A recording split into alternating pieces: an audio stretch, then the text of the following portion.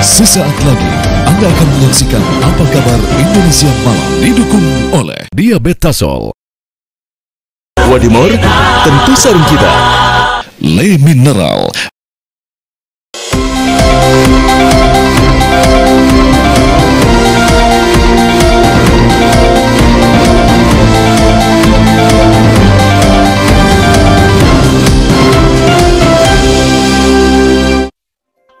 Assalamualaikum warahmatullahi wabarakatuh. Halo, selamat malam pemirsa, apa kabar Anda hari ini? Seperti biasa, Apa Kabar Indonesia Malam menemani istirahat malam hari Anda. Saya Cece Anissa dan tentu saja bersama dengan Ken Anne. Malam hari ini mari pemirsa kita bahas mengenai jawaban dari Bawaslu terkait dugaan pelanggaran pemilu yang saat ini gugatannya masih berjalan di gedung MK. Maksud kami di MK pemirsa. Di mana kemarin tepatnya Bawaslu menjawab dan membantah semua tudingan adanya dugaan pelanggaran pemilu dari masalah bansos, netralitas dan lain-lain.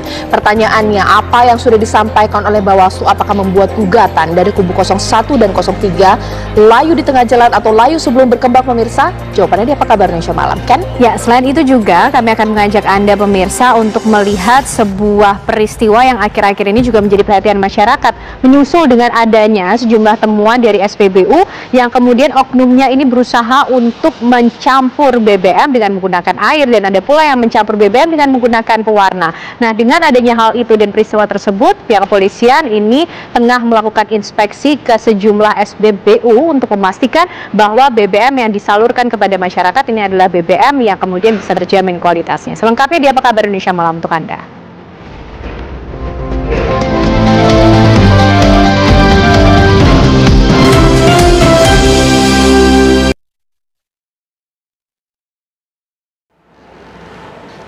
Ya, Ken dan juga pemirsa, pastinya kalau Ramadan atau bulan puasa seperti ini kita selalu penasaran dengan menu berbuka puasa.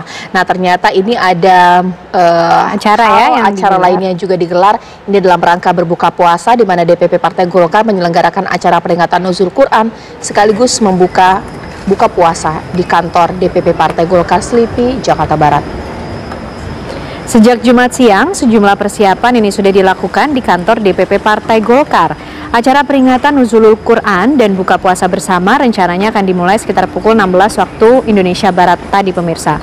Dan acara ini akan dihadiri oleh Ketua Umum Partai Golkar Airlangga Hartarto, Ketua Dewan Pembina Partai Golkar Abu Rizal Bakri, Presiden terpilih Prabowo Subianto, dan juga Wakil Presiden terpilih Gibran Rakabuming Raka.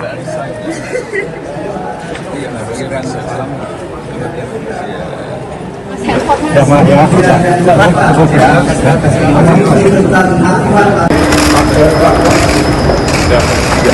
Sini aja boleh.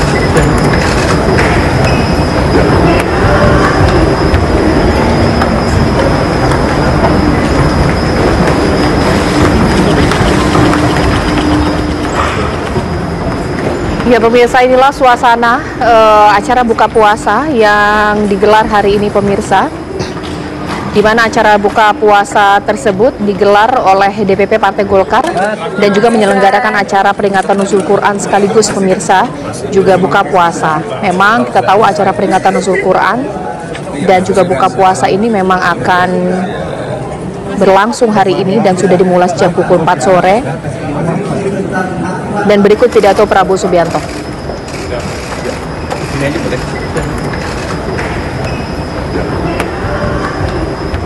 Bismillahirrahmanirrahim. Assalamualaikum warahmatullahi wabarakatuh. Selamat sore, Shalom, Om Swastiastu, Namo Buddhaya, Salam Kebajikan, Rahayu. Saudara-saudara sekalian, bapak-bapak, ibu-ibu sekalian yang saya hormati, sebagai insan yang bertakwa, marilah kita tidak henti-hentinya memanjatkan puji syukur kehadirat Allah Subhanahu wa taala. Kita masih diberi nafas, masih diberi kesehatan, dapat berkumpul untuk bersama-sama menghormati Nuzul Quran dan buka puasa bersama dengan keluarga besar Partai Golkar pada hari ini, hari ke-18 Ramadan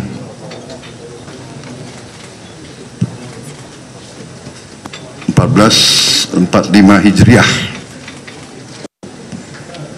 Yang saya hormati Wakil Presiden terpilih Mas Gibran Rakabuming Raka, Ketua Umum Partai Golongan Karya Bapak Airlangga Hartarto beserta Ibu Yani Airlangga yang saya hormati dan saya banggakan, Ketua Dewan Pembina Bapak Haji Abu Rizal Bakri yang sedang berada di luar kota, Ketua Dewan Pakar Bapak Agung Laksono, Ketua Dewan Kehormatan Bapak Akbar Tanjung, Ketua Dewan Etik Bapak Muhammad Hatta, Sekretaris Jenderal Partai Letnan Jenderal Purnawirawan Ludwig Paulus, Bendara Umum Bapak Dito Ganin Dito, para Wakil Ketua Umum, para tokoh golongan karya yang hadir, Bapak Menpora, Saudara Dito Aryo Tejo yang saya hormati, kemudian Pak Cicip Sutarjo, Sekjen PP Muhammadiyah yang saya hormati, Bapak Profesor Kiai Haji Abdul Muti, Gubernur Jawa Timur 2 periode Pak Dekarwo yang saya hormati, yang saya banggakan, Pak Erwin Aksa, Pak Aceh Hasan, Ibu Nurul Arifin, Ibu Mutia Hafid, Ibu Airin Rahmi, dan banyak yang tidak saya sebut namanya satu persatu tanpa mengurangi rasa hormat saya. Terutama saudara-saudara sekalian dari keluarga besar Partai Golongan Karya. Terima kasih atas undangan ini, kehormatan bagi saya, dan kesempatan bagi saya untuk menyampaikan terima kasih saya, penghargaan saya atas kerja keras Partai Golongan Karya dalam pemilihan umum yang baru saja kita laksanakan bersama tahun 2024 ini. Peran Partai Golongan Karya sangat besar, kerja keras daripada tokoh-tokoh karya saya lihat di daerah-daerah yang saya datangi, yang saya kampanye, dan saya minta maaf banyak daerah-daerah yang belum sempat saya datangi dan belum sempat saya kunjungi dalam kampanye pemilu yang baru saja lewat. Insya Allah sesudah ini bisa saya juga keliling untuk menyapa daerah-daerah yang belum saya datangi. Saudara-saudara sekalian, pemilu adalah alat demokrasi. Demokrasi adalah sistem politik yang kita pilih. Memang demokrasi itu tidak mudah, demokrasi itu tidak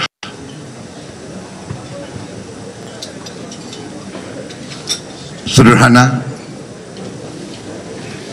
tetapi dibanding dengan sistem politik lainnya, ternyata memang demokrasi adalah yang dikehendaki oleh rakyat kita, dan kita ternyata dihormati oleh dunia. Begitu banyak negara yang memperhatikan kita, melihat sejarah kita, dan melihat bahwa kita sekarang diakui sebagai demokrasi ketiga terbesar di dunia ini. Ini saya kira perlu kita ingat terus, bahwa kita negara yang sangat besar, negara yang begitu banyak perbedaannya, kemajemukannya, perbedaannya begitu banyak, banyak suku, banyak agama, banyak bahasa, tetapi kita berhasil bersatu melalui tantangan-tantangan yang sangat besar. Kita menghadapi krisis-krisis bersama dan kita mampu mengatasi krisis-krisis tersebut. dari sejak kita proklamasikan kemerdekaan kita, melaksanakan perang kemerdekaan yang sangat berat, seterusnya tidak luput dari begitu banyak tantangan, ancaman, tapi kita berhasil. Dan kunci keberhasilan itu adalah akhirnya adalah kearifan, wisdom para pemimpin, wisdom para elit.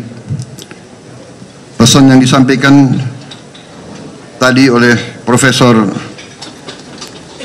Kiai Haji Abdul Muti bahwa pemimpin diharapkan mendapat kearifan, mendapat wisdom dari suara rakyat. Itulah saya kira yang kita alami bersama. Ke depan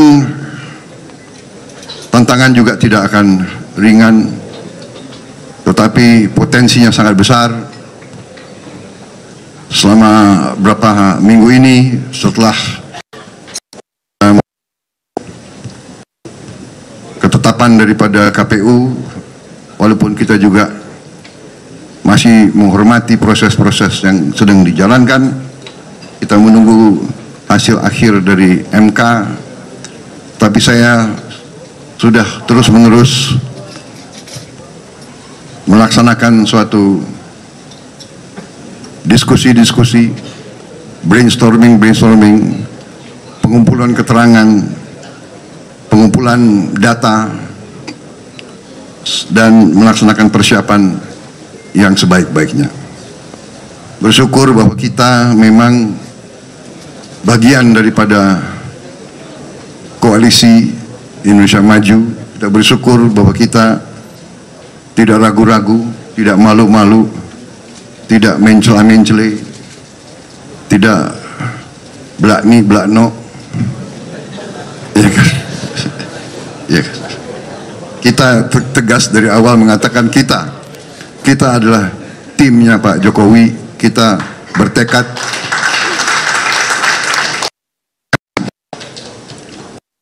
teruskan melanjutkan program yang sudah baik, sudah kokoh. Kita berpendapat bahwa setiap presiden melakukan penambahan landasan. Kita mengakui semua presiden sebelum kita. Kita menghormati semua pemimpin kita. Kita menyadari semua pemimpin adalah manusia dengan kelebihan dan kekurangannya. Kami pun, Prabowo dan Gibran, mengakui kami manusia biasa, penuh kekurangan. Untuk itu, kami sangat memerlukan dukungan, bantuan, masukan, nasihat, terus-menerus. Kami membuka diri, kami ingin suatu suasana kepemimpinan yang rukun, kepemimpinan yang kolegial, kepemimpinan terdiri oleh para sahabat, sehingga kita bisa terbuka, kita saling menegur, saling mengingatkan, dan saling mendukung. Saya mohon keluarga besar Golongan Karya terus bersama kita. Mari kita menatap masa depan dengan baik, dengan penuh optimisme, dengan penuh tekad. Kita membangun negara ini, kita meneruskan yang sudah baik, kita mengisi yang belum sempurna. Kita harus meningkatkan efisiensi pemerintahan. Kita harus mengurangi kebocoran. Kita harus terus memerangi korupsi. Kita berjuang untuk menghilangkan kemiskinan dan kelaparan dengan semua program yang sudah ada dan yang akan kita laksanakan. Kita sangat percaya dan sangat optimis menghadapi masa depan. Saya kira itu saja yang ingin saya sampaikan pada kesempatan hari ini. Saudara-saudara sekalian, Semoga ibadah puasa kita diterima oleh Allah Subhanahu wa taala dengan baik-baiknya. Dan sekali lagi saya berterima kasih kepada Partai Golongan Karya sebagai alumni Golkar. Terima kasih. Saya selalu katakan kepada rekan saya di Gerindra, bagaimanapun kita harus belajar dari Partai Golongan Karya. Ilmunya banyak. Makanya lebih baik Golkar bersama kita daripada nggak ada Golkar bersama kita. Terima kasih. Sekali lagi terima kasih. Semoga Allah SWT selalu melindungi keluarga besar Golongan Karya dalam pengabdiannya kepada negara, bangsa, dan rakyat yang kita cintai. Wassalamualaikum warahmatullahi wabarakatuh. Shalom, Om, Santi Santi Santi Om, Namo Buddhaya, salam kebajikan, Rahayu. Terima kasih. Lantas bagaimana jalannya acara hari ini? Langsung saja kita tanyakan kepada reporter TV One, sudah ada Zinedine Duhan yang siap mengabarkan langsung dari kantor DPP Partai Golkar. Duhan, silakan. Ya Caca dan juga pemirsa, jalannya peringatan Nuzulul Quran dan juga buka puasa bersama di DPP Partai Golkar kawasan Selipi, Jakarta Barat ini berlangsung hangat, yang mana juga dihadiri ini oleh Ketua Umum Partai Golkar Erlangga Hartarto, lalu juga oleh Presiden dan Wakil Presiden terpilih Prabowo Subianto dan Gibran Raka Buming Raka, serta tentunya juga dihadiri oleh petinggi-petinggi Partai Golkar lainnya seperti Sekjen dari Partai Golkar Ludwig Paulus, lalu juga jajaran Wakil Ketua Umum, tadi ada Nurul Arifin dan juga beberapa orang lainnya. Nah, untuk mengetahui lebih lengkapnya ini mengenai buka puasa yang digelar oleh Partai Golkar di Aula Lantai 2 di DPP Partai Golkar, saya akan mengajak Anda untuk langsung berbincang bersama Kang Aceh Hasan Sadzili, ini selaku Ketua DPP Partai Golkar ya Kang. Kang, dapat dijelaskan dong Kang, ini kegiatan hari ini seperti apa Kang? Ya, kegiatan hari ini terdiri dari dua kegiatan. Pertama adalah peringatan Nuzulul Quran yang biasa dilaksanakan setiap bulan Ramadan di DPP Partai Golkar, dan sekaligus dalam Nuzulul Quran ini juga diadakan buka puasa bersama antara keluarga besar Partai Golkar yang dihadiri, alhamdulillah pada kesempatan ini dihadiri oleh Presiden terpilih yaitu Bapak Haji Prabowo Subianto dan juga Wakil Presiden terpilih Mas Gibran Raka Buming Raka. Jadi memang Nuzulul Quran dan buka puasa bersama kali ini Partai Golkar terasa istimewa karena dihadiri oleh Pak Prabowo dan juga Mas Gibran. Kang, Golkar selalu memiliki pesan-pesan tersendiri di setiap kegiatan yang dilaksanakan di Nuzulul Quran dan juga buka puasa bersama. Kali ini apa Kang pesan yang ingin disampaikan sebetulnya?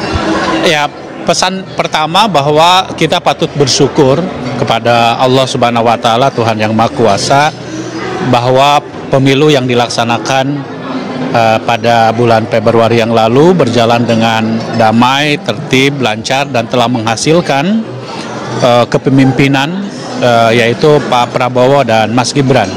Dan saya kira kita patut menghormati hasil keputusan tersebut, sehingga jika dan itu berlangsung dalam satu putaran. Jika berlangsung dua putaran, tentu kita pada bulan Ramadan ini mungkin masih sibuk dengan polarisasi politik, persaingan politik, dan lain-lain. Maka dengan terpilihnya Pak Prabowo dan Mas Gibran satu putaran, alhamdulillah Ramadan kali ini kita bisa laksanakan dengan tanpa hiruk-pikuk politik yang sangat tajam. Yang kedua, tentu ini adalah bagian juga bentuk tasyakuran Partai Golkar atas kemenangan di dalam pemilihan legislatif 2024, di mana Partai Golkar alhamdulillah menempati posisi kenaikan yang signifikan mencapai 15,6%, kenaikan yang sangat tinggi. Dan tadi Pak Ketua Umum menyampaikan bahwa dalam hitungan kita Partai Golkar dari 85 kursi di tahun 2019 naik menjadi 102 kursi. Tentu ini adalah berkat kerja keras para kader baik yang berkontestasi dalam caleg, baik yang terpilih maupun yang tidak terpilih, dan tentu ini perlu kita syukuri bersama dalam peringatan Nuzulul Quran sekaligus buka puasa bersama ini. Salah satunya adalah sebagai bentuk tahadus bin nikmah atas kemenangan Partai Golkar tersebut gitu ya.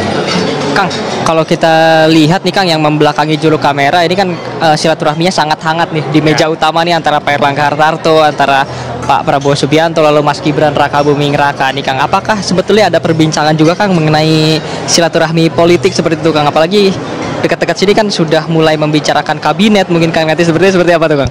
Iya, saya kira tadi disampaikan oleh Pak Ketua Umum Pak Erlangga, sebetulnya ajang silaturahmi seperti gini mengingatkan juga pada sekitar 3 bulan yang lalu ya, ketika Partai Golkar adalah partai yang pertama kali ya mendeklarasikan pasangan Prabowo dan Mas Gibran di gedung ini sebelum pada saat itu melakukan pendaftaran.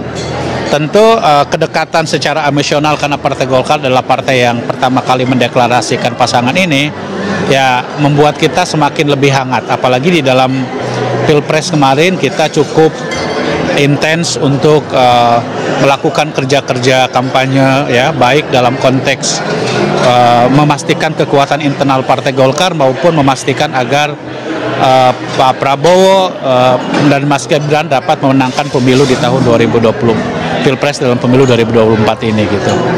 Terima kasih Kang Aceh untuk informasinya. Ya, Caca Anissa, Ken Ane, dan juga pemirsa, itu dia memang keterangan dari Kang Aceh Hasan Sadzili ini selaku Ketua DPP Partai Golkar, yang mana juga memang ini komunikasi yang terjalin baik ini secara silaturahmi maupun silaturahmi politik ini antara Partai Golkar dan juga baik Prabowo maupun Gibran Raka Buming Raka ini terjalin sangat baik karena merupakan Partai Golkar juga ini merupakan salah satu partai yang pertama kali mengusung, tepatnya di tempat kita mengabarkan sekarang di Aula lantai 2 gedung DPP Partai Golkar di kawasan Selipi, Jakarta Barat. Untuk sementara itu yang dapat saya kabarkan, kembalikan ke studio. Terima kasih Zinedine Duhan informasinya dari DPP Partai Golkar. Nah pemirsa, usai jeda apa kabar Indonesia Malam tentunya masih akan kembali menemani Anda dengan informasi. Kita akan memantau mengenai kondisi libur panjang akhir pekan yang membuat bandara dan pelabuhan ramai dipadati oleh sejumlah penumpang. Sesaat lagi. Kembali di Apa Kabar Indonesia Malam, pemirsa, libur panjang akhir pekan membuat bandara dan pelabuhan ramai dipadati sejumlah penumpang. Ya, selain bandara dan pelabuhan, jalan tol Cikampek juga sudah mulai terlihat kepadatan. Bahkan di stasiun Pasar Senen sudah mengalami peningkatan pemudik.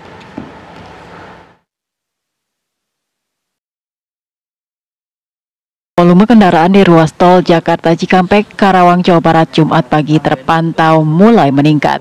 Antrean kendaraan ini terjadi sekitar gerbang tol Cikampek Utama dari arah Jakarta menuju Cirebon, Jawa Barat, dan Jawa Tengah. 7 gardu transaksi utama yang dibuka dipadati kendaraan. 2 pekan jelang Hari Raya Idul Fitri, stasiun Pasar Senen mulai dipadati pemudik yang memilih berangkat mudik lebih awal. Mereka memilih mudik lebih awal karena menyesuaikan waktu libur sekolah serta menghindari kepadatan penumpang menjelang Lebaran. PT KAI Daob 1 mencatat sebanyak 24.000 lebih penumpang diberangkatkan setiap harinya dari stasiun Pasar Senen menuju sejumlah kota besar di Pulau Jawa. Hingga hari ini tiket yang sudah terjual sebanyak 55%. Diprediksi puncak arus mudik di stasiun Pasar Senen terjadi pada tanggal 8 April 2024 atau H-2 Lebaran. Di Bandara Internasional Sultan Syarif Qasim II, Pekanbaru Riau terjadi lonjakan jumlah penumpang hingga 5 kali lipat dari hari sebelumnya. Lonjakan penumpang akan terus bertambah hingga malam. Diperkirakan ada 2.000 penumpang baik datang dan berangkat dari bandara ini. Puncak lonjakan penumpang diperkirakan terjadi di hari-hari mendekati hari Lebaran. TV One mengabarkan.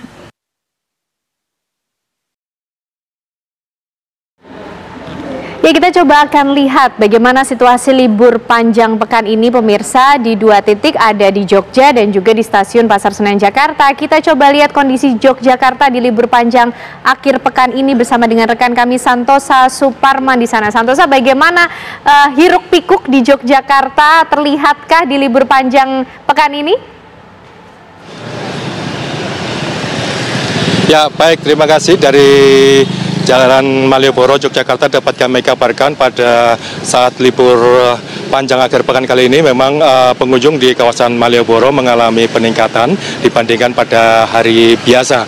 Peningkatan terjadi sejak sore hari tadi pada saat setelah sholat Asyar banyak sekali warga yang mulai berkunjung di Malioboro selain menikmati ataupun ngabuburit di kawasan Malioboro yang berbaur dengan para wisatawan dari luar daerah Yogyakarta yang menikmati liburan akhir pekan ataupun liburan panjang akhir pekan saat ini di kawasan Malioboro. Dan semakin malam kawasan Malioboro jumlah pengunjung juga mengalami peningkatan. Para pengunjung di kawasan Malioboro menikmati suasana malam di Malioboro, juga bisa menikmati kuliner di kawasan teras 2 Malioboro yang ada di sisi 2 ataupun di sisi utara. Sementara juga ada di sisi selatan. Di sana para pengunjung juga menikmati suasana kuliner di teras Malioboro 1. Selain itu juga para pengunjung ataupun wisatawan dari luar daerah istimewa Yogyakarta memilih ataupun berbelanja untuk berbagai macam oleh-oleh di kawasan teras Malioboro 2 maupun di teras Malioboro 1. Dan dapat kami kabarkan pula bahwa suasana kali ini memang beda dibandingkan pada hari-hari biasa pada bulan Ramadan. Sebab pada bulan Ramadan di kawasan Malioboro pada siang hari ataupun sore hari sepi, dan baru menjelang maghrib di kawasan Malioboro cukup padat. Dan kali ini pada libur panjang akhir pekan ini cukup padat, dan kali ini semakin malam semakin banyak pengunjung yang memadati di kawasan Malioboro untuk menikmati suasana malam di Malioboro dan juga bisa menikmati berbagai macam yang ada di Malioboro, diantaranya bisa menikmati malam dengan naik andong maupun naik becak ataupun hanya jalan-jalan di kawasan Malioboro. Demikian dari kawasan Malioboro, Yogyakarta, Santosa Suparman mengabarkan. Kembali ke studio. Terima kasih Santosa dari Yogyakarta. Memang paling enak ngabuburit di Jogja ya kan? Agak jauh tapi ya. Betul, jauh. Sekarang kita ke Senen pemirsa, rekan kami Dava sudah siap mengabarkan dari sana. Diva, silakan.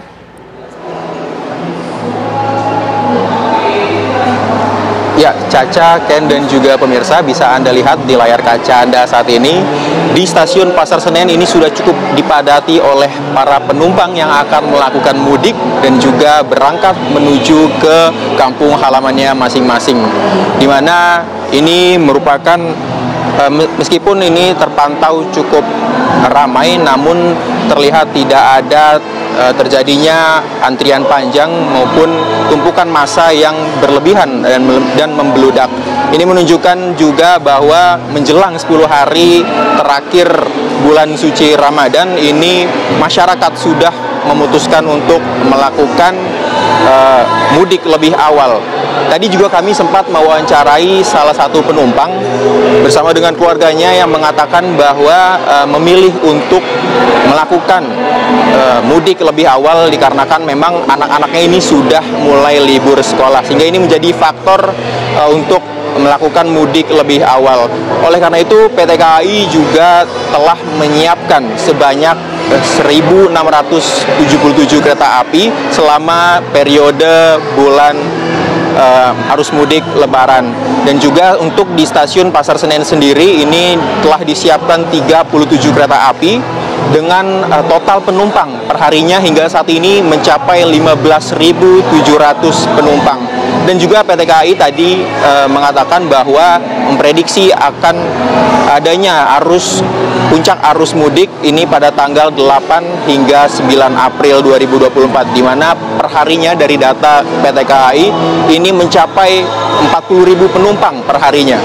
Oleh karena itu, Caca, Ken, dan juga pemirsa, kami dan juga KAI mengimbau bagi Anda yang ingin melakukan perjalanan mudik untuk selalu menjaga barang bawaan Anda, jangan membawa barang-barang bawaan yang berlebih, dan juga mematuhi peraturan yang ada guna menjaga keamanan, kenyamanan, dan juga keselamatan bersama. Sementara demikian, Caca, kembali ke Anda di studio.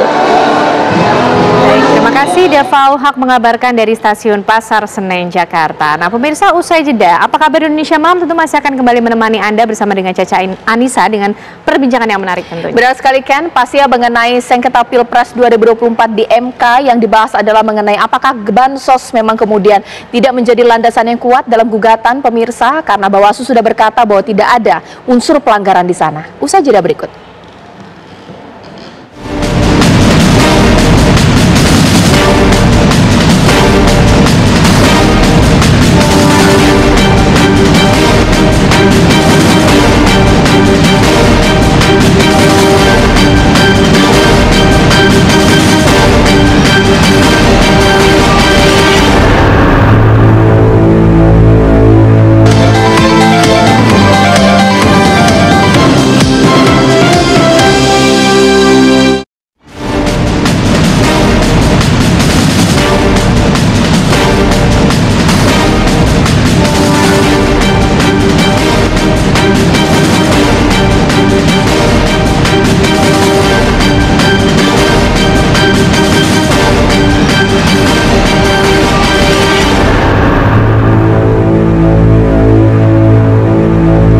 Bawaslu terhadap dalil permohonan penyalahgunaan bansos dengan melanggar Undang-Undang APBN dan dampaknya bagi perolehan suara pasangan calon nomor urut 2. 1. Bahwa berkenaan dengan hasil tindak lanjut laporan berkenaan dengan bantuan sosial beras, Bawaslu menyampaikan surat nomor 150/2024 perihal pemberitaan status laporan tanggal 2 Februari 2024 tidak registrasi dengan alasan tidak memenuhi syarat formulir dan material. 2. Bahwa berkenaan dengan laporan dugaan pelanggaran pemilu berupa tuduhan dan penghasutan masyarakat atas beredarnya bantuan sosial berupa beras dengan tindak lanjut laporan tidak registrasi dengan alasan memenuhi syarat formulir namun tidak memenuhi syarat material. Selanjutnya, Bawaslu menyampaikan surat nomor 4128.1/2024 perihal pemberitaan status laporan tanggal 12 Februari 2024 kepada pelapor. 3. Berkenaan hasil tindak lanjut laporan berkenaan dengan Presiden Joko Widodo diduga melanggar asas netralitas saat melakukan kunjungan kerja ke Kabupaten Serang, Banten dengan spanduk bergambarkan paslon 02 dengan tindak lanjut pemberitaan status temuan atau laporan berdasarkan hasil kajian terhadap laporan nomor 001/2024 tanggal 18 Januari 2024 tidak ditindaklanjuti karena laporan tidak memenuhi unsur pelanggaran pemilu. 4. Bahwa berkenaan dengan dugaan pelanggaran pemilu yang dilakukan oleh Presiden Joko Widodo diduga melakukan kunjungan kerja ke Serang, Banten, Jokowi bagi bansos di Banten dengan spanduk berdasarkan paslon nomor urut 2, Bawaslu Provinsi Banten mengeluarkan hasil kajian terhadap laporan nomor 002 tanggal 18 Januari 2024 tidak ditindaklanjuti karena laporan tidak memenuhi unsur pelanggaran pemilu. Mari kita dudukkan permasalahan ini menjadi terang benderang pemirsa, apakah permasalahan bansos yang dilakukan di masa pemilu pemirsa memang bisa dikatakan sebagai bentuk pelanggaran pemilu ataukah juga tidak pemirsa, karena Bawaslu bersikeras dan menolak semua gugatan diajukan oleh 01 dan 03 bahwa tidak ada unsur pelanggaran dari pembagian bansos yang diberikan oleh Presiden Joko Widodo. Di studio TV One sudah hadir ini mewakili 01 pastinya Pak Zainuddin Paru. Selamat malam, assalamualaikum Pak. Selamat malam, assalamualaikum warahmatullahi wabarakatuh. Lewat sambungan Zoom kita akan terhubung dengan dua narasumber kita di malam hari ini. Yang pertama dari Perludem Mbak Titi Anggraini, dan yang kedua mewakili dari tim 03 ada Pak Magdir Ismail. Selamat malam, assalamualaikum Bapak-bapak dan Mbak Titi. Selamat malam Mbak Caca. Oke, saya ingin meminta alasan bahkan juga tanggapan pertama kali saya ke Pak Zainuddin Paru. Pak, tadi kan sudah dengar ya bahwa membantah bahwa yang dilakukan oleh Presiden Jokowi baik di Serang, Banten dan beberapa tempat lainnya tidak unsur pelanggaran di sana. Ini bagaimana? Ya, jadi saya harus memulai dari kenapa kita mengajukan sengketa ke Mahkamah Konstitusi. Yang pertama, kita ingin menjaga dan mempertahankan Republik Indonesia dan mengenyahkan Republik Keluarga. Yang kedua, ada pelanggaran konstitusi yang dilakukan, dan ini bukan sembarang orang, yang dilakukan langsung oleh Presiden Joko Widodo terhadap proses pemilu yang berlangsung pada tanggal 14 Februari yang lalu. Dan dari situlah kemudian kita melihat pelanggaran konstitusi itu ada 3 hal yang dilakukan. Yang pertama adalah upaya untuk menambah periode kekuasaan. Dari 2 periode sebagaimana yang diatur oleh konstitusi, diinginkan untuk menjadi 3 periode. Tapi ternyata itu gagal. Ternyata juga tidak sampai di situ. Ada upaya berikutnya, yaitu memperpanjang masa jabatan dari 5 tahun menjadi 7 tahun dengan alasan ada 2 tahun COVID. Ada 2 tahun COVID yang berakibat tidak lancarnya program kerja, tapi juga gagal. Dan tidak berhenti sampai di situ, ada lagi upaya ketiga. Upaya berikutnya adalah Presiden Jokowi mempersiapkan presiden berikutnya. Dan itu dilakukan dengan menghadirkan berbagai cara. Di antaranya adalah lahirnya putusan Mahkamah Konstitusi nomor 90 tahun 2023 yang lalu, yang di situ berdampak pada adanya penyelundupan hukum, di mana syarat untuk menjadi calon presiden dan wakil presiden usia minimal 40 tahun.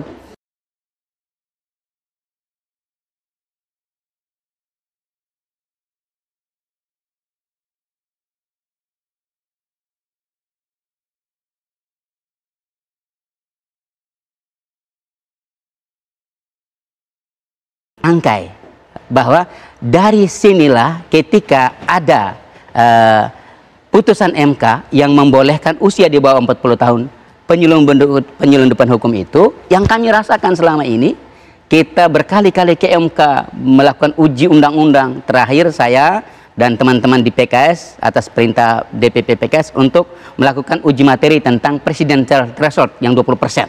Ternyata dari 31 putusan sebelumnya, kemudian PKS maju, lagi-lagi kita mentok oleh alasan open legal policy, bahwa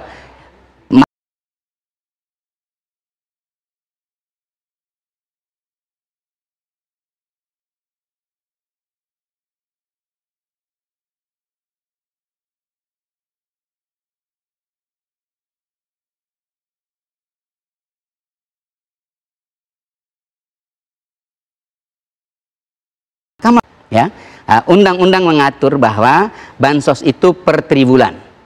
Bansos itu anggarannya juga ditentukan. Bansos itu juga didistribusikan oleh menteri terkait. Dalam hal ini Menteri Sosial. Ya. Tapi kita semua publik tahu, pekan yang lalu Mensos Ibu Risma mengatakan, saya tidak tahu dengan 496 triliun bansos yang diuyar, yang diguyur pada saat menjelang pemilu 14 Februari. Yang saya tahu hanya 78 triliun. Artinya ada kurang lebih 420 triliun itu kemana, dari mana, dan siapa yang mendistribusikan. Itu satu. Yang kedua, terkait dengan bansos, itu juga ada timing. Biasanya per triwulan.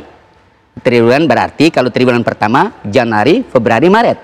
Dan dalam proses pelaksanaan yang sudah berlangsung selama ini dari tahun ke tahun, triwulan itu akan didistribusikan pada bulan ketiga. Artinya kalau triwulan pertama, Januari, Februari, Maret baru didistribusikan. Itu yang terjadi setiap tahun. Tapi di tahun 2024 ini yang terjadi sebaliknya.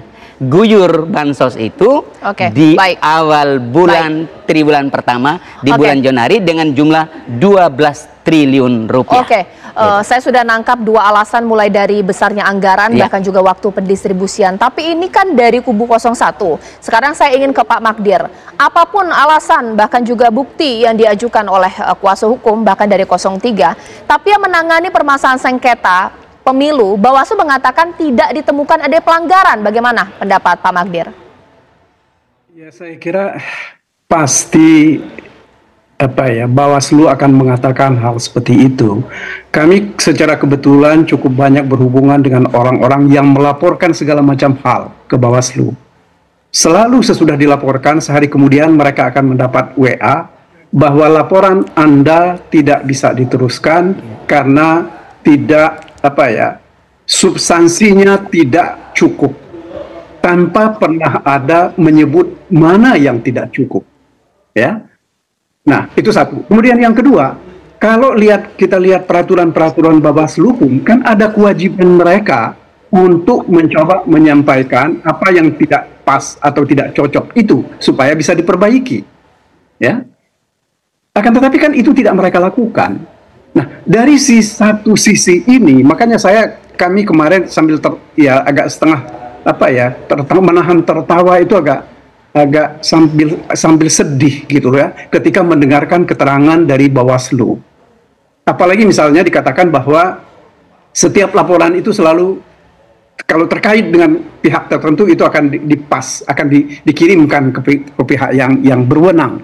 Akan tetapi kan tidak pernah ada checking. Ya, pengecekan kembali oleh Bawaslu terhadap laporan itu seperti apa? Problemnya kan di situ, gitu loh. Itu yang pertama. Kemudian yang kedua, kalau kembali ke soal bansos ini tadi, saya cuma ingin sekedar sedikit memperjelas, Caca, ya. Kita mulai 15 Oktober 2023 itu ada bansos. Kemudian November 2023 juga diguyur lagi bansos. Desember 2023 juga diguyur lagi bansos. Januari 2024 sekali lagi dilakukan. 1 sampai 14 Februari 2024 juga dilakukan. 15 sampai akhir Februari tetap juga dilakukan. Nah, ini kan satu bentuk pelanggaran-pelanggaran yang secara sengaja dilakukan mengenai pembagian bansos ini. Ya. Kita nggak tahu, misalnya kan alasannya dengan El Nino. Apa betul daerah-daerah yang mendapat pembagian itu terkena dampak dari El Nino ini? Nggak ada pernah penjelasannya. Itu mengenai soal penerima, ya. Penerimanya itu sendiri kan nggak selama ini bansos-bansos itu yang kita tahu. Itu kan ada ukurannya, ya. Siapa penerima, siapa pemberi, ya kan? Ada yang kalau tunai itu kan melalui kantor pos atau juga melalui bank. Yang sepanjang yang saya tahu umumnya melalui kantor pos. Nah, akan tetapi terhadap ketika menjelang pemilihan umum ini kan ada pengganti beras, ada uang tunai, ada apa lagi, sehingga nilainya itu sampai mencengangkan. Mungkin paling besar selama ini ya baru kali ini. adalah 496,8 triliun. Nah, kami melihat ini ya, ini betul-betul sesuatu yang tidak wajar gitu loh. Apalagi presiden sendiri kan mengatakan bahwa kalau saya tidak keliru, dia ketika di Magelang ya, dia bagi-bagi bansos itu bersama Pak Prabowo. Apa maksudnya itu gitu loh. Dan kami juga punya saksi ya yang mengatakan bahwa mereka diminta untuk membagi-bagi bansos dan harus menerangkan bahwa ini dari Pak Jokowi, dan mereka diminta untuk memilih pasangan 02. Saya nggak tahu apakah saksi ini akan jadi bersaksi atau tidak, ya. Karena terus terang banyak orang yang untuk bersaksi saja takut sekarang ini, untuk bicara kebenaran takut. Jadi sekali lagi itulah alasan kami.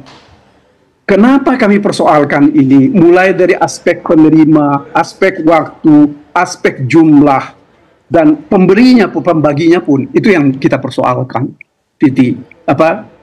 Ibu Caca ya. Baik. Saya kira jelas sekali untuk Pak kami. Magdir, oke, ditahan dulu. Sesaat lagi nanti akan saya tanya kepada Pak Fahri Bahmid mewakili 02, bahkan juga Mbak Titi. Meskipun Bawaslu sudah membantah, tapi begitu kuat bukti dan juga asumsi, bukan asumsi ya, alasan dari tim 01 dan juga 03 bahwa bansos ini dianggap melanggar karena dari segi besarnya dana, penerima, waktu, dan juga lain-lain. Sesaat lagi. Ya, sekarang saya ke Pak Fahri Bahmid. Kita tahu bahwa Bawaslu memang sudah membantah tidak ada unsur pelanggaran dari bagi-bagi bansos yang dilakukan oleh Presiden Jokowi.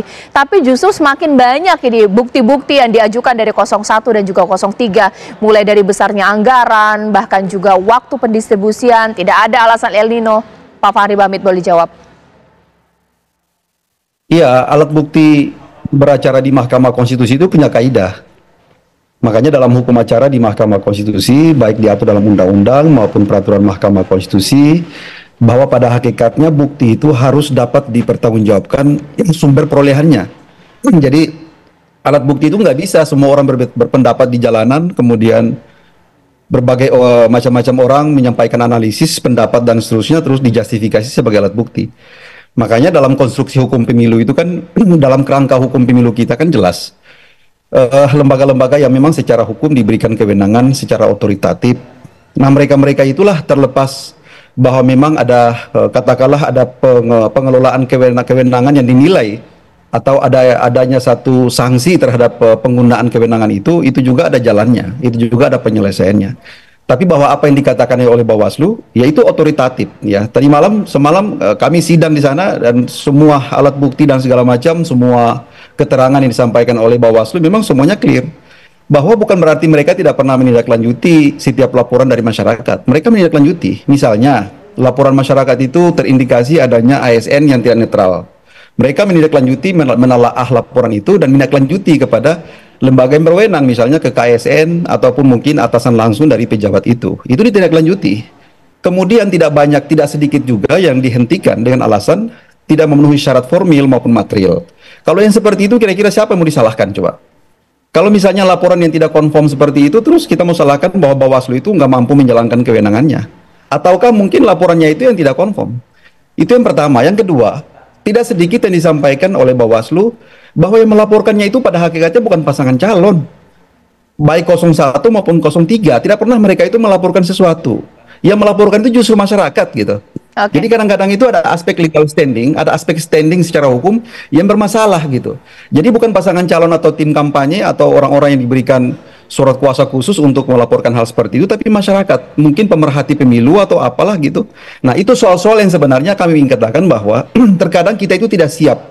Tidak siap dalam artian berkontestasi secara fair dengan mempergunakan seluruh alat hukum yang tersedia untuk mendayagunakan seluruh lembaga-lembaga yang berwenang yang mengawasinya. Tetapi ketika telah kalah atau telah dinyatakan bahwa hasil suara tidak sesuai dengan ekspektasi, baru kadang-kadang berpikir untuk mencari alat bukti. Kadang-kadang susahnya seperti itu. Baik. Itu, Mbak. Oke, ditahan dulu Pak Fahri. Sekarang saya ke Mbak Titi untuk menengahi. Jadi bagaimana kita memposisikan permasalahan bagi-bagi bansos di Serang, Banten dilakukan oleh Presiden Jokowi? Ketika Bawaslu sudah membantah, tapi apakah ini termasuk sebagai pelanggaran, Mbak Titi?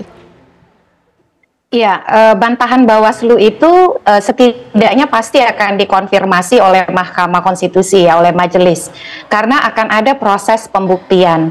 Di dalam beberapa pembelajaran pilkada, Mbak Caca, itu terjadi Mahkamah menemukan ternyata institusi formal dan termasuk juga penyelenggara tidak bekerja secara efektif sesuai dengan fungsi yang diberikan oleh undang-undang, dan ternyata ditemukan banyak kerap kali dalil-dalil yang bersifat formal itu menjadi alasan untuk menghentikan sebuah perkara tanpa kemudian melihat adanya substansi kompetisi yang jurdil itu apakah terdampak atau tidak, begitu ya. Misalnya saja di Pilkada Konawe Selatan, itu kemudian diputuskan oleh Mahkamah Konstitusi harus dilakukan pemungutan suara ulang. Hal yang menyebabkan itu salah satunya disfungsi dari otoritas di dalam menjalankan fungsi dan kewenangannya. Nah, ini yang akan dikonfirmasi. Jadi selain itu kan apa yang disampaikan oleh pemohon itu ada beberapa perkara. Nah, tadi kalau kita dengar dari penyampaian Pak Rahmat Bagja, ada yang memang dinyatakan tidak memenuhi syarat formil. Berarti kalau formil itu diperiksa material pun belum, begitu ya. Ada yang disebut bukan pelanggaran pemilu. Nah, apakah bukan pelanggaran pemilu artinya bukan pelanggaran sama sekali, tetapi ada dimensi yang tidak menjadi cakupan undang-undang pemilu. Nah, nanti para pihak ini, baik pemohon, termohon, dan juga nanti hakim ya, majelis hakim akan menilai itu gitu. Jadi saya kira soal bansos ini kita komparasi lah. Kalau sebagai orang yang melakukan studi kepemiluan, persoalan bansos itu bukan hanya persoalan Indonesia. Dan kalau kita lihat misalnya pernyataan Kementerian Dalam Negeri, pernyataan KPK yang menghimbau agar jelang pilkada tidak dilakukan bagi-bagi bansos, artinya memang ada aspek politis di balik bansos itu. Nah, tinggal nanti persidangan ini menghubungkan apakah kemudian memang ada aspek pragmatis itu di dalam proses pembagian bansos di penyelenggaraan pemilu 2024. Iya, sekarang saya ke Pak Zainuddin lagi. Boleh boleh Pak Magdir dulu, Pak Magdir dulu ya. Pak Magdir boleh tanggapi. Supaya lebih jelas. Begini, saya cuma nambahin Ibu Titi aja, Mbak Titi aja ya. Ini misalnya satu pernyataan dari Zulkifli Hasan di Kendal, tanggal 26 Desember 2023. Dia bilang begini, yang kasih bansos sama BLT siapa? Itu pertanyaannya dia. Kemudian, yang suka sama Jokowi, angkat tangan. Kemudian, selanjutnya dia katakan, Pak Jokowi itu PAN. PAN itu Pak Jokowi, makanya kita dukung Gibran. Cocok? Nah, ini kan ketika membagi-bagi bansos, apa maksudnya ini? Baik. Ini kan di tengah kampanye, gitu ya. Ini sebagai salah satu contoh. Sekedar saya menambahkan apa yang dikatakan oleh Mbak Titi tadi. Makasih, Caca. Pak Magdir, sekarang saya bertanya, kalau memang pernyataan tersebut begitu luar biasa dan dianggap sebagai arahan, bahkan juga pelanggaran pemilu, kenapa kuasa hukum dari 03 pada saat itu tidak langsung melaporkan ke Bawaslu? Ada yang melapor, Mbak Caca, tetapi itu tadi seperti itu, laporannya itu tidak ada yang diterima oleh Bawaslu. Kami punya banyak sekali laporan. Bahkan dalam satu pertemuan dengan pimpinan Bawaslu, apa yang saya sampaikan, apa sikap Bawaslu terhadap iklan kampanye, ya, bahwa Presiden Joko Widodo adalah PSI, ya, partai PSI adalah partainya Presiden Joko Widodo. Nggak ada jawaban. Apa sikap mereka? Oke. Ini kita berhadapan-hadapan gitu loh ya. Baik. Jadi saya terus terang saya suka mengurut dada terhadap teman-teman yang hanya mencoba melihat seolah-olah nggak ada masalah apa-apa di negeri ini. Ya? Oke. Baik. Sekarang saya ke Pak Zainuddin. Kemudian yang kedua. Oke, dilanjutkan singkat. Baik, sekarang saya ke Pak Zainuddin ya Pak ya. Iya, Pak Zainuddin sama tidak bahwa membantah apa yang dikatakan Pak Fahri Bahmid, bukan tidak ada tim dari 01 yang melaporkan mengenai dugaan pelanggaran bagi-bagi bansos, atau jangan-jangan memang tidak ada? Ya, kita bisa memahami bagaimana posisi Bawaslu, demikian juga KPU. Karena untuk mendudukan dia itu sebagai Bawaslu, apakah ketua ataupun komisioner, itu melalui panitia seleksi, pansel. Ada 2 orang pansel, unsur pansel yang datang dari istana. Artinya, ini bukan sembarang orang. Demikian juga mereka-mereka yang terpilih dan saat ini duduk jadi komisioner di Bawaslu juga, tentu adalah mereka yang dikriteriakan, bisa diatur, dan bisa mengikuti apa yang dikehendaki. Maka apa yang disampaikan oleh Bawaslu kemarin di dalam sidang Mahkamah Konstitusi dengan menegasikan semua pelanggaran yang terjadi di lapangan, bisa kita pahami. Memang itu yang diinginkan, bahwa yang dicari adalah mereka-mereka yang memang menutup mata terhadap semua pelanggaran, baik yang sifatnya administratif maupun yang sifatnya pidana. Itu satu. Yang kedua, Bawaslu juga pernah diputus oleh DKPP melanggar. Mereka dalam hal pelaporan yang tidak dilakukan pemeriksaan secara baik, itu divonis oleh DKPP melanggar etik. Yang ketiga, Bawaslu juga tidak mampu berbuat banyak. Di lapangan banyak pelanggaran terjadi, misalnya Gibran membagi-bagi susu di Car Free Day, dinyatakan oleh Bawaslu DKI sebagai sebuah pelanggaran, tapi didiamkan begitu saja oleh Bawaslu Pusat. Nah, sekarang kalau kita mengacu pada pernyataan keterangan KPU yang melapor.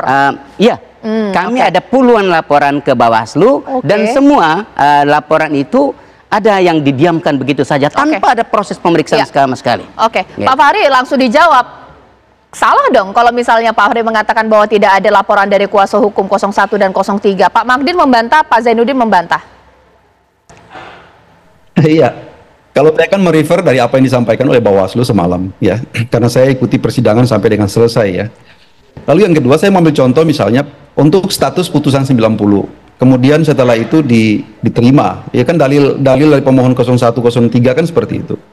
Seolah-olah itu ada masalah besar, itu adalah masalah konstitusional dan seterusnya. Bagi kami itu bukan isu konstitusional, itu adalah persoalan yang administratif saja, yang barangkali bisa diselesaikan dengan instrumen etik sudah selesai. Tetapi itu tidak pernah selesai di dalam pikiran pemohon baik 01 maupun 03 bahwa ini adalah persoalan isu konstitusional.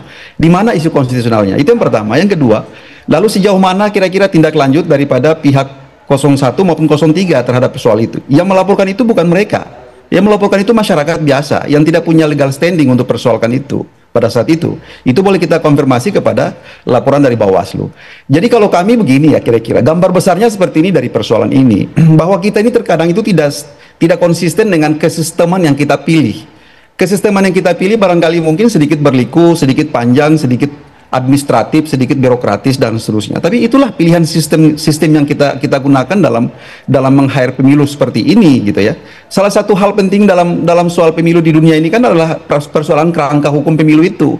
Nah, kebetulan yang kita pilih ini ya kita kerangkakan pemilu kita ini dengan sistem yang demikian itu. Tapi terkadang kita itu tidak sabar untuk menyelesaikan persoalan-persoalan seperti itu. Yang pada umumnya terjadi hari ini adalah kalau sampai post factumnya dari seluruh rangkaian proses ini sudah selesai, kelihatan hasilnya baru kadang-kadang orang berpikir tentang masalah. Kadang-kadang itu yang jadi masalah seperti itu. Sekarang saya ke Mbak Titi, boleh diberikan apa ya titik terang dari menjadi problematika tidak sih ketika Bawaslu mengatakan tidak ada laporan tapi yang melaporkan masyarakat tidak punya legal standing mengurusi masalah ini sehingga kemudian tidak ada ditemukan adanya unsur pelanggaran permasalahan bansos, Mbak Titi?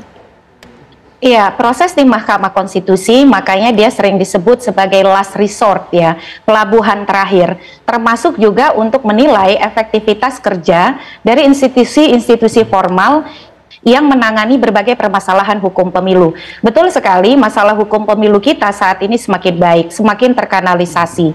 Sebelum ke Mahkamah Konstitusi ada dua kelompok masalah hukum yang bisa diselesaikan oleh baik Bawaslu, DKPP, lalu juga Pengadilan Tata Usaha Negara, lalu tindak pidana oleh polisi, jaksa, dan seterusnya. Tapi dalam beberapa persoalan harus diakui, kadang-kadang itu tidak bekerja. Karena banyak hal, apakah pengaruh profesionalitas, pengaruh independensi, ataukah kemudian ada politisasi yang melibatkan misalnya unsur dari pemerintahan dan lain sebagainya. Nah, Mahkamah berdasarkan proses pembuktian yang akan berlangsung, saya kira titik terangnya itu baru akan dimulai nanti pada persidangan di hari Senin dan seterusnya. Kalau sekarang ini kan narasi teks yang dibangun oleh pemohon, termohon, pihak terkait, dan Bawaslu untuk merespon permasalahan yang dibawa ke Mahkamah Konstitusi. Nah, secara tekstual dia akan lebih konkret nanti ketika proses pembuktian berlangsung. Ditahan dulu Mbak Titi. Mohon maaf, tapi ini pertanyaan saya adalah menggunakan logika berpikir masyarakat yang sangat sederhana. Saya pernah membaca komentar di laman Instagram saya ketika permasalahan mengenai bansos ini menyeruak. Saya tanyakan dulu kepada Pak Magdir, tidak ada hubungannya bansos dibagikan dengan memilih di kotak suara. Karena bayangkan Pak Magdir, caleg saja ya yang sudah kasih uang luar biasa di TPS, mereka memilih sesuai dengan hati nurani mereka. Bagaimana kemudian membuktikan bahwa bansos diberikan membuat masyarakat sudah pasti akan memilih dari 02, Pak Magdir? Kalau saya balik pertanyaannya Caca begini, apakah tidak bisa dibuktikan bahwa orang itu memang dia tidak memilih? Kan sama saja kan? Ya. Tetapi beginilah, saya kira kita melihat persoalan ini, mari kita lihat dengan nurani yang bersih gitu loh ya. Dalam arti bahwa begitu juga pikiran kita harus dengan pikiran yang berjernih gitu loh. Saya kebetulan ya agak berbeda dengan kawan-kawan seperti kawan-kawan yang bela 02 gitu ya. Seperti dikatakan oleh Fahri tadi, Bung Fahri tadi. Ini terhadap putusan MK saja, Pak Yusril mengatakan bahwa itu ada penyelundupan hukum. Putusan 90 ya. Akan tetapi, apakah betul ini bahwa itu ada penyelundupan hukum? Kan tidak pernah ada penjelasan lebih lanjut. Nah, ini mungkin akan dilihat bahwa itu kan dulu paradigma sesudah ada putusan. Ya. Tetapi apakah paradigma orang begitu mudah berubah? Ya, saya kira ini sesuatu yang mesti kita persoalkan secara baik. Mari kita renungkan, ya, secara baik. So bagaimanapun juga pemilu kita kali ini, ya, akan kita biarkan terus seperti ini, atau kita akan hentikan kejanggalan-kejanggalan dalam pemilu ini. Sebab seperti kami sampaikan di dalam permohonan kami, yang kita tidak mau itu adalah timbul pikiran atau adagium yang akan mengatakan bahwa berbuat curanglah securang-curangnya, sehingga dengan hasil kecuranganmu itu akan ada selisih suara yang besar dan tidak akan pernah bisa dibantah. Ya. Karena kan bukan sesuatu yang sulit memang apalagi untuk membantah hal-hal yang besar seperti itu. Nah, jadi sekali lagi mari kita coba lihat pemilu hari ini untuk kita ke depan, ya, bukan hanya untuk kita hari ini. Apakah kita akan legalkan, ya, anak presiden setengah dipaksakan untuk menjadi cawapres? Kan ini kalau kami melihatnya itu kan dipaksakan melalui putusan MK 90.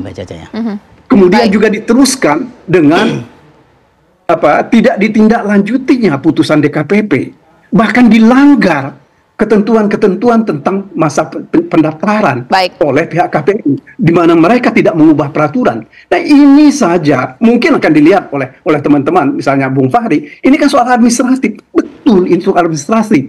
Tetapi masalah administratif inilah yang membuat semuanya jadi kacau balau seperti ini. Baik. Kalau masalah administratif ini kita anggap kecil, ya apalagi yang akan kita bisa harapkan, sebab administratif inilah yang memastikan sesuatu itu boleh atau tidak boleh. Pak Zainuddin, silakan tambahkan. Ya, jadi kalau ada yang mengatakan tidak ada korelasinya antara bansos dengan keterpilihan, justru fakta membuktikan. Ada survei, sebuah lembaga survei di Indonesia yang menyebutkan 69% yang memilih Prabowo Gibran karena bansos. 69%. Angka yang sangat signifikan sekali. Lembaga survei di Indonesia ya. Saya tidak perlu sebut lembaganya. Itu yang pertama. Yang kedua, dalam permohonan kami menyandingkan. Ada daerah-daerah di mana Pak Prabowo dalam 2 pemilu sebelumnya, 2014 dan 2019, angkanya di bawah 10%. Misalnya kita sebutkan saja di Talaut di Sulawesi Utara, kemudian di Jawa Tengah, Jawa Timur, beberapa daerah yang memang tidak bisa ditembus oleh Pak Prabowo dan angkanya di bawah 10%. Tapi begitu 2024 disandingkan dengan Gibran dan ada bansos yang mengalir, setiap kunjungan Presiden Jokowi selalu diikutsertakan dengan bansos, disertai dengan bagi-bagi sembako. Disitulah kenaikan angka elektabilitas dan keterpilihan sampai 55 sampai dengan 60%. Ini sandingan kami dan kami masukkan dalam permohonan untuk membuktikan bahwa pengaruh bansos itu ada. Itu yang kedua. Yang ketiga, bansos ini apa berpengaruh atau tidak? Fakta membuktikan bahwa masyarakat pemilih mengatakan kami terpaksa harus menerima karena kondisi kehidupan yang susah, rakyat miskin, tidak cukup biaya tinggi, dan karenanya godaan untuk mendapatkan uang dan sembako di hari-hari terakhir pemilu adalah pilihan. Pak Fahri, silakan menanggapi. Ya, saya tambah. Yang pertama begini, saya nanggapi dulu pertama sebelum terlewatkan tentang persoalan pembentukan KPU pada saat itu. Ya, bayangkan saja sudah sekian tahun ya, persoalan seperti ini baru menyeruak di hadapan persidangan Mahkamah Konstitusi. Itu yang kami katakan bahwa kadang-kadang itu sulit untuk kita terima dengan nalar berpikir yang wajar, bahwa hal-hal seperti itu terkadang kenapa tidak disikapi pada saat itu kalau dianggap misalnya panitia seleksi, panitia yang melakukan rekrutmen terhadap komisioner KPU itu tidak independen atau dianggap itu partisan. Nah, itu soal satu. Jadi saya sudah bayangkan nantinya itu cara membuktikannya seperti apa ya. Ahli siapa kira-kira yang bisa menjelaskan korelasi antara rekrutmen KPU pada saat itu dengan pelanggaran-pelanggaran yang terjadi saat ini di tanggal 14 kemarin. Itu yang pertama. Jadi kami masih menunggu dan kami juga penasaran kira-kira ada ahli siapa yang bisa menjelaskan itu nantinya untuk kita uji kualitasnya. Itu yang pertama. Yang kedua mengenai bansos tadi yang disampaikan tadi. Kita juga ingin tahu nantinya persoalan misalnya di Talaut. Sekian tahun misalnya, sekian puluh tahun Pak Prabowo itu nggak pernah menang di tempat itu. Tapi bukan berarti hal yang haram untuk seorang kepala negara, seorang Prabowo bisa menang di tempat itu. Saya kira teori politik ataupun kajian ilmu politik pun pasti bisa menjelaskan itu. Tidak selamanya pemilih itu konstan dengan ketidaksukaannya. Ada satu ketika pada saatnya nanti orang akan membalikkan hati, membalikkan nuraninya untuk memilih seseorang. Jadi itu sangat sulit ya untuk saya kira mau di breakdown dalam bentuk alat bukti atau setidak-tidaknya bisa menjelaskan dari aspek yang lebih ilmiah, lebih kira-kira lebih akademik bisa diterima bahwa ini ternyata mempunyai korelasi yang sangat spesifik terhadap insentif elektoral yang didapatkan di wilayah-wilayah itu. Jadi jujur saja kami masih menunggu dengan sangat-sangat sabar untuk kira-kira kita ingin meneropong semua ini pada aspek yang lebih bisa terbukti nantinya di Mahkamah Konstitusi. Kami tunggu itu. Yang kedua, terakhir, seluruh narasi yang disampaikan oleh pemohon 01 dan 03, jujur saja kami tidak menafikan bahwa memang persoalan tata kelola pemilu ini membutuhkan peningkatan dan optimalisasi ke depan, membutuhkan pendekatan untuk perbaikan-perbaikan. Tapi jangan kita ngomong di hilir seperti ini. Bagusnya pikiran-pikiran itu yang secara akademik kami katakan itu kalau dalam konteks ius constituendum itu bisa diterima. Cita-cita hukum kita apa yang akan kita tuangkan dalam bentuk hukum positif. Bagusnya nanti untuk perubahan Undang-Undang 7 2017 kita ajak 01 sama 03 untuk duduk bareng, kita perbaiki tata kelola pemilu kita ke depan. Kita ajak juga Mbak Titi dengan teman-temannya yang konsen terhadap persoalan studi pemilu untuk kita duduk memperbaharui semua sistem ini. Seperti itu. Jangan kita bawa persoalan ini dalam persidangan Mahkamah Konstitusi seolah-olah ini adalah persoalan yang sangat. Boleh saya tambah sedikit saja ya. Singkat saja Pak, waktunya sudah habis. Singkat saja. Ya. Apa pentingnya misalnya bansos itu selama kampanye-kampanye ini 27 kali dibagikan di Jawa Tengah. Ya. Kemudian begitu juga di Jawa Timur berkali-kali. Bahkan di daerah-daerah yang pemenangannya begitu besar, ya, semua pembagian bansos itu berkali-kali yang tidak pernah terjadi selama ini. Baik. Itu problem. Baik, terima kasih Pak Magdir. Ini mohon maaf waktu sudah habis. Mohon maaf Mbak Titi, saya tidak bisa menanyakan lagi. Terima kasih Pak Fahri, terima kasih Pak Zainuddin. Kita tunggulah bagaimana kemudian kuat-kuatan bukti pemirsa antara penggugat dan juga pihak dari KPU, bahkan juga Bawaslu dan juga pastinya dari 02. Sesaat lagi rekan saya Ken Ane tampaknya sudah siap ini mengabarkan informasi. Ken, apa ya? Sekali Caca dan juga pemirsa, kami tentu masih akan menghadirkan sejumlah informasi lain untuk Anda, termasuk diantaranya informasi soal inspeksi yang dilakukan oleh pihak kepolisian di sejumlah SPBU yang kemudian mungkin coba-coba nakal mengoplos bensinnya dengan menggunakan bahan-bahan lain. Sesaat lagi untuk Anda. Anda masih menyaksikan Apa Kabar Indonesia Malam. Pemirsa, ribuan umat Katolik di Ruteng, Manggarai, Nusa Tenggara Timur mengikuti prosesi jalan salib atau visualisasi penyaliban Yesus Kristus yang biasa dilaksanakan sebelum ibadah Jumat Agung. Menariknya, puluhan remaja Muslim ikut ambil bagian menjaga prosesi tablo yang dibawakan secara kolosal. Drama penangkapan dan juga penyaliban Yesus Kristus atau tablo kali ini diperankan oleh 60 orang muda Katolik atau OMK Pax Christi Paroki Kristus Raja Mbau Muku. Dari lapangan Motang Rua, jalan salib dilakukan masing-masing paroki melewati jalur-jalur yang sudah ditentukan. Demikian pun tablo yang menuju Paroki Kristus Raja mengikuti alur jalan salib sampai Yesus Kristus wafat di kayu salib bertempat di halaman belakang Gereja Kristus Raja. Menariknya, setiap kali pelaksanaan tablo pasti melibatkan puluhan remaja Muslim Kota Ruteng. Seperti 80 remaja Muslim utusan Mandua Langke Rembong ini. Mereka ditugaskan menjaga jalannya prosesi dari awal sampai dengan selesai. Salah satu nilai toleransi yang dipertahankan di Manggarai, di mana remaja gereja dan juga remaja Muslim saling mengisi peran dalam setiap pelaksanaan hari raya. Visualisasi jalan salib menuju Gereja Kristus Raja memakan waktu 1,5 jam melewati rute sejauh 1,5 km.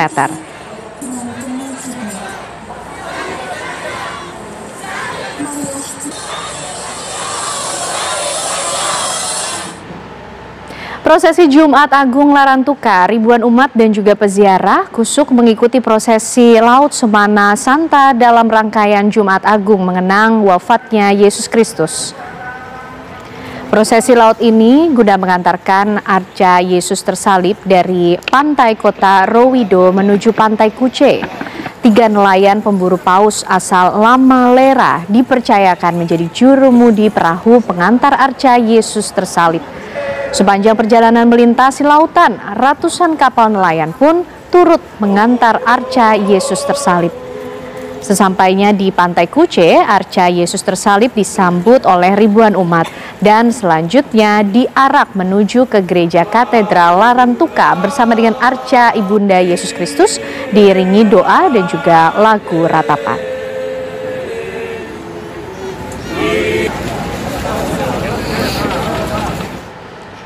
Gereja Katedral Jakarta Pusat menggelar misa Jumat Agung sejak pukul 9 pagi dan sudah dilaksanakan serangkaian kegiatan di Gereja Katedral, yakni drama musikal Jalan Salib Kreatif sebagai perenungan kisah sengsara wafatnya Yesus Kristus. Gereja Katedral Jakarta menyediakan 2.700 kursi untuk jemaat Jumat Agung. Adapun ibadat Jumat Agung hari ini dibagi menjadi 3 gelombang.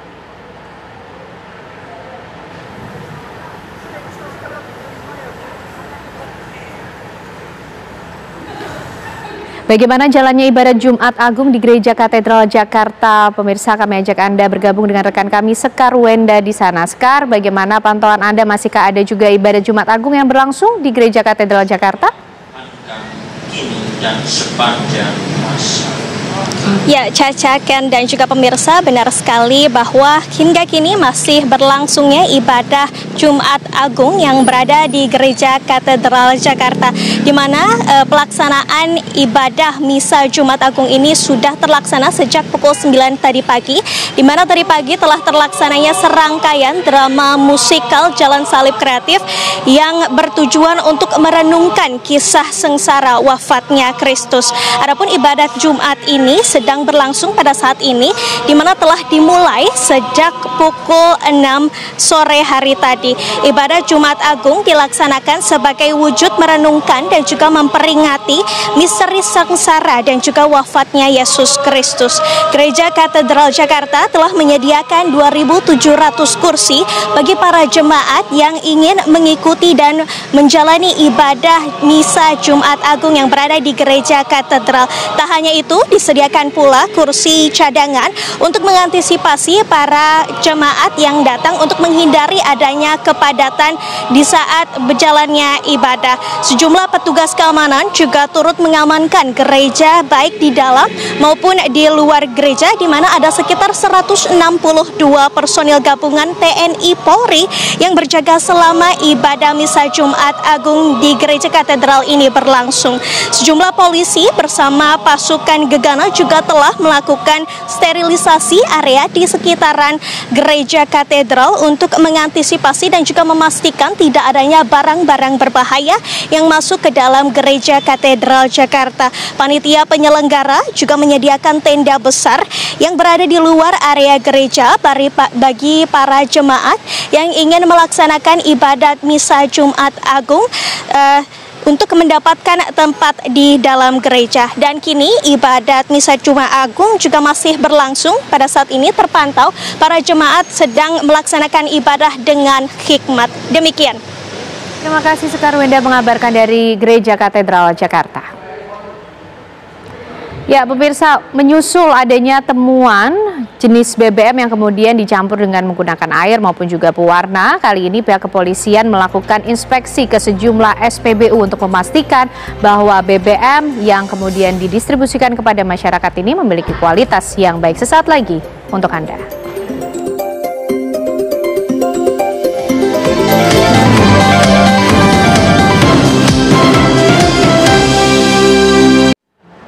Ya, pemirsa, pasca ditemukannya kecurangan di SPBU, Kepolisian Sektor Jombang Kota, Jombang, Jawa Timur menggelar inspeksi mendadak ke sejumlah SPBU. Polisi mengecek ulang kesesuaian volume takaran dan juga kemurnian BBM.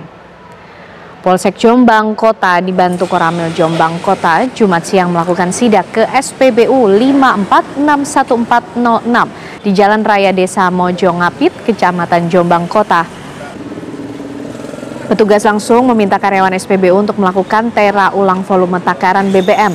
Dengan menggunakan alat khusus untuk mengecek kesesuaian volume takaran, karyawan SPBU melaksanakan permintaan petugas. Karyawan SPBU mengambil BBM dari mesin pompa, kemudian dicek. Setelah dicek, tidak ditemukan adanya kekurangan volume melebihi ambang batas. Sebab pengurangannya hanya 0,005% dari 20 liter yang dites. Dalam sidak ini, petugas juga mengecek ketersediaan stok menjelang musim mudik dan lebaran.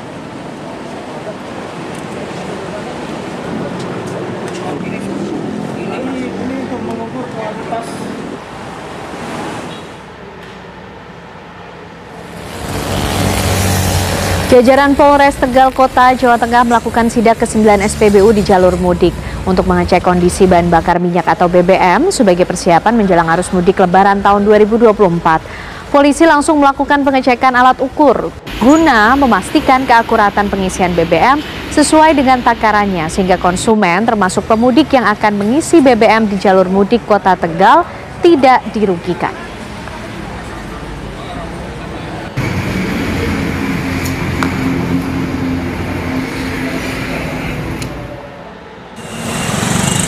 Pasca Bareskrim Polri menyita ribuan liter Pertamax palsu, membuat hari ini SPBU yang berada di Jalan Raya Bogor, Paal, Sigunung, Kelurahan Tugu, Kecamatan Cimanggis, Kota Depok, Jawa Barat, SPBU yang biasa ramai hari ini tampak ditutup.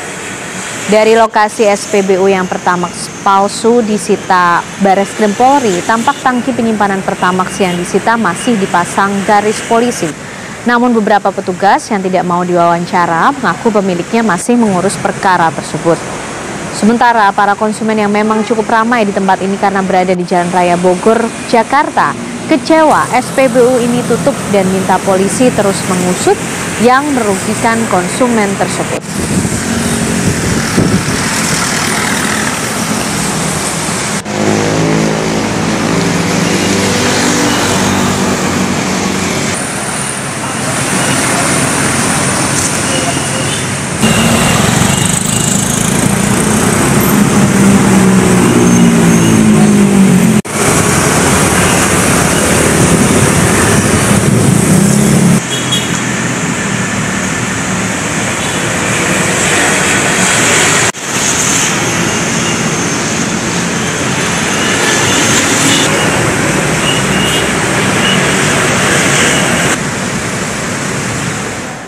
Ya, untuk membahas mengenai peristiwa ini, pemirsa, kami ajak Anda berbincang dengan Pak Mulyanto, anggota Komisi 7 DPR RI. Selamat malam, Pak Mulyanto.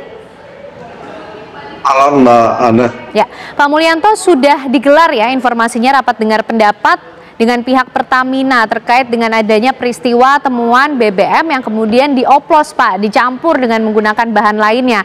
Nah, kemudian apa hasil dari RDP tersebut? Ya, ini mohon maaf, ini sebenarnya RDP-nya dilaksanakan oleh Komisi 6 ya Pak ya. Oke. Bukan dengan komisi saya gitu. Jadi saya pun mengikutinya dari media saja ini.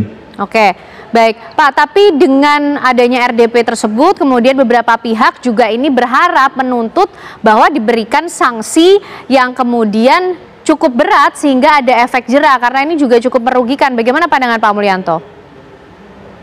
Iya.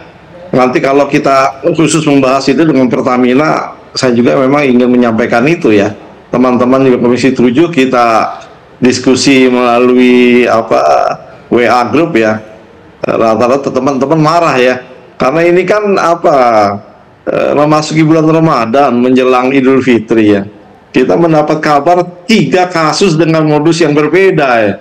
Yang pertama karena teranya terganggu, pengukurannya terganggu sehingga takarannya itu jadi berkurang dengan menggunakan remote control dari jarak jauh ya.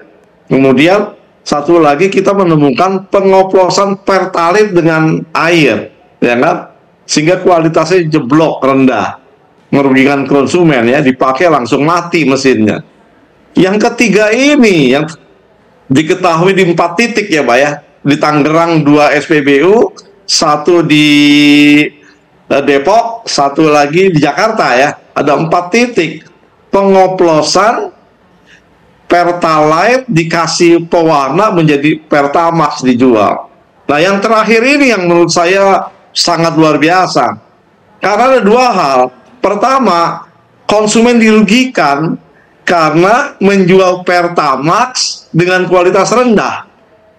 Yang kedua, Pertalite sebagai BBM bersubsidi disimpangkan untuk keperluan penggunaan yang jenis yang berbeda. Jadi 2 hal ini yang dilanggar. Ya. Yang pertama Undang-Undang Perlindungan Konsumen, yang kedua Undang-Undang Migas ya. Jadi ini BBM bersubsidi disimpangkan untuk keperluan yang lain, dioplos, dijual menjadi harga Pertamax. Baik, Pak Mulyanto. Ini luar biasa. Ya, baik. Pak Mulyanto, terima kasih atas pandangannya. Tentu ini menjadi perhatian kita semua dan kita menunggu bagaimana kemudian polisi bisa mengusut tuntas adanya kasus ini dan juga memberikan sanksi tegas sehingga tidak merugikan semakin banyak masyarakat. Terima kasih Pak Mulyanto. Selamat malam, anggota Komisi 7 DPR RI sudah bergabung bersama kami di Apa Kabar Indonesia Malam. Ya, pemirsa, usai jeda Apa Kabar Indonesia Malam tentu masih akan kembali hadir untuk Anda dengan informasi lainnya sesaat lagi. Anda masih bersama kami di Apa Kabar Indonesia Malam. Pemirsa, seorang suami di Kota Bogor, Jawa Barat tega membunuh istrinya. Korban dipukul dan dibunuh dengan menggunakan obeng. Reza Mulyana sempat berstatus buron setelah melakukan pembunuhan terhadap istrinya sendiri. Tetangga mengatakan sempat terdengar keributan antara pelaku dan korban. Tak lama pelaku keluar dengan menggunakan pakaian yang sudah berlumur darah. Saat ini pelaku telah ditahan di Polresta Bogor Kota, sementara jasad korban berada di Rumah Sakit Polri Kramat Jati, Jakarta Timur untuk dilakukan otopsi.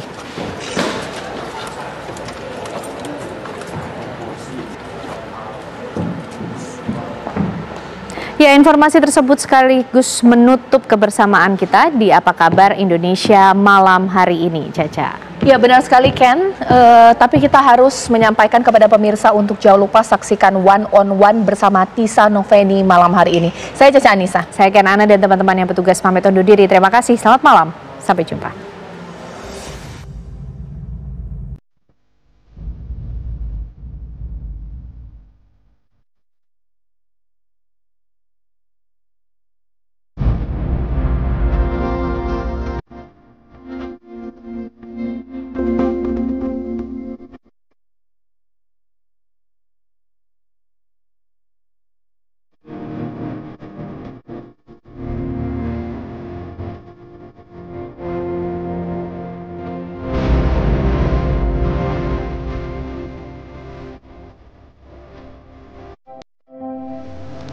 Sebelum beraktivitas, jangan lupa persiapkan seluruh peralatan yang perlu dibawa. Salah satunya air mineral untuk memenuhi kecukupan cairan tubuh untuk dapat menjaga produktivitas kita. Di setiap perjalanan ke kantor, aku nggak pernah lupa air mineral di dalam tas aku. Dengan kemasan terproteksi seperti ini, aku nggak usah khawatir karena ini higienis dan bebas dari pemalsuan.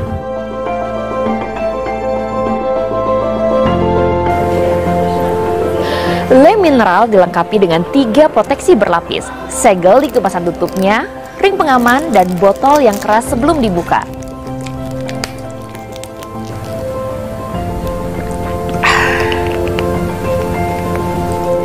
Le Mineral rasanya lebih segar karena mengandung mineral esensial, jadi jangan lupa minum Le Mineral setiap hari. Rasanya nggak bikin enak.